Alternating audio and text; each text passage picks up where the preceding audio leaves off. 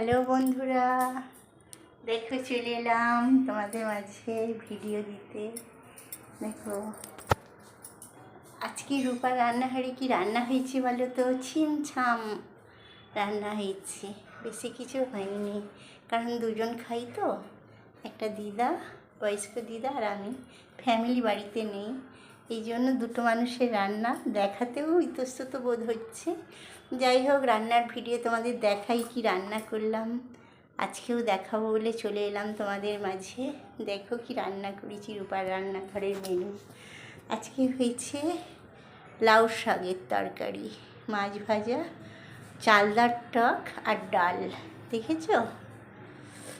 দেখো এই যে লাউ শাক চচ্চড়ি, মাছ ভাজা আর চালদার টক আর ভাত আর ডাল, এই আজকেই করেছি।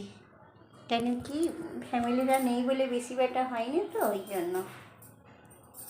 রূপার রান্নাঘরটা কেমন লাগলো, মানে রান্নাটা, মেনুটা কেমন হলো সেটা একটু কিন্তু জানিও। রান্না করতে করতে আর একটা জিনিস বানাচ্ছি, দেখো সেই সেই বাতিল নাইটটি দিয়ে আর একটা পামচ বানাচ্ছি। কালকে একটা পামচ করেছিলাম, আজকে আর একটা বানাচ্ছি। দেখো পামচ টেম্পোরারি ইউজ করার জন্য, দেখেছো? বুঝছো? এই যে এটা বাতিল হয়ে তৈরি হয়ে গেলে দেখাবো। একটা হয়ে গেছে, কেচে দিয়েছি, শুকাচ্ছে। আর এইটা আর একটা বানাচ্ছি। একদম বাতিল বাতিল ফেলে দেওয়া জিনিসগুলো আমি নষ্ট করি না, সমস্ত কিছুটা আমি কাজে লাগিয়ে দিই, কোনো জিনিসটা নষ্ট করি না। ডিব্বা, এই যেমন ধরুন তেলের, শ্যাম্পুর, এইসব ডিব্বা ফিব্বাগুলো আমি কেজি দরে বিক্রি করে দিই। সমস্ত কিছুটা, সব কিছুই কিন্তু দরকারি জিনিস আমি নষ্ট করি না। যে কোনো মূল্য পাবো, টাকা পাবো, সেগুলো নষ্ট কেন করব, তাই না? তাই টাকা থাক বা না থাক, কোনো জিনিস নষ্ট করাটা উচিত নয়।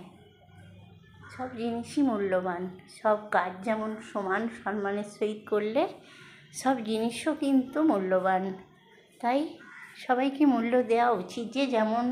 যে যেমন যোগ্যতা, যার যেমন মূল্য, তাকে তেমন মূল্য দেওয়া আমার মনে হয় উচিত।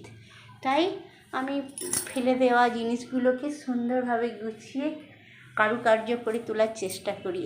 কারুকার্য, হাতের কাজ মানে কুটির শিল্প, তাই না?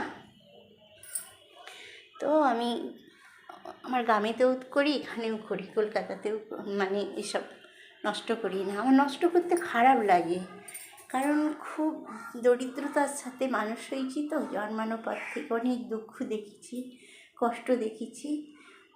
দুঃখের সঙ্গে থাকতে থাকতে না, আমি ওই জিনিসগুলো আমি পারি না, ফেলে দিতে পারি না। যাই হোক, আজকের দিনটায় কি করলাম তোমাদেরকে সবটুকুই তুলে ধরলাম। রূপার রান্নাঘরের মেনুটাও তুলে ধরলাম, রান্না করতে করতে কী করছি সেটাও তুলে ধরলাম। সকাল থেকে ভিডিও বানিয়ে সমস্ত কিছুটাই রুটিন অনুযায়ী হয় আমার কি। Thank you so much. ভিডিওটা ভালো করে দেখে ভালো লাগলে লাইক কমেন্ট শেয়ার করে দিও। টাটা।